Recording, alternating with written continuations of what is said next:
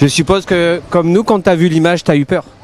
Ouais, une chute, ça fait toujours peur. C'était une grande peur parce que c'était une chute à une vitesse assez élevée. Mais bon, quand on a vu qu'il s'est levé assez tôt et puis il a tout de suite regardé le vélo pour repartir, bon, déjà un petit soulagement il était fait. Et puis bon, finalement, il avait pas perdu trop de secondes, une quinzaine, 22 secondes. Il y avait deux coureurs de notre côté qui roulaient derrière. Mais après, on a vu encore une fois le vélo, le cyclisme, les coureurs, les champions faire les champions. Ils ont arrêté Tadej. Et ça c'est un signe de respect incroyable. La volonté de se bagarrer sur le vélo, dans la montagne ou dans les contre-la-montre, mais pas dans la malchance. Et donc, chapeau à tous les coureurs qui ont attendu Tadej. Qu'est-ce qui s'est passé exactement? Mais c'était une chute, il y avait une attaque et il y avait des autres coureurs qui essayaient de rentrer dans l'échappée.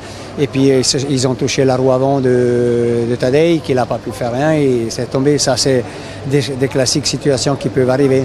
L'état de santé, tout va bien? Il dit qu'il est bien, bon, et bien sûr, il aurait aimé pas tomber la veille de l'étape d'Hautacam. Mais ça, c'est le vélo et il faut faire avec. Mais bon, heureusement, il dit que c'est rien de grave, ils se sont bien. Est-ce qu'il t'a dit, Tadej, à la fin, est-ce que tu as senti un peu peur? Ouais, il a eu peur, quoi. Il a eu peur comme nous, ou plus que nous. Donc, c'est plutôt la peur qu'il a passée. Maintenant, il faut regarder bien mettre en place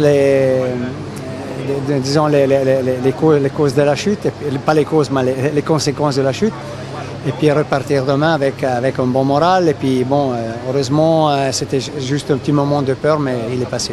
Tu changes les plans pour demain ou pas? Non, je ne pense pas. Ok. Merci.